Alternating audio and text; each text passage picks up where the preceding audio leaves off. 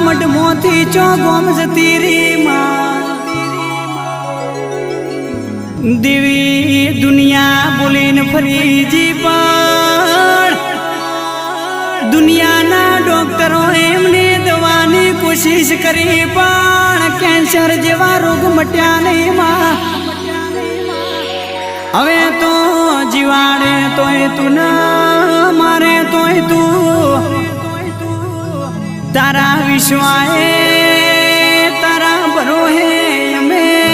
રજા લઈને ઘેરાયા છો તારા સિવાય કોઈ મારું બાવડું ચાલે એવું લાગતું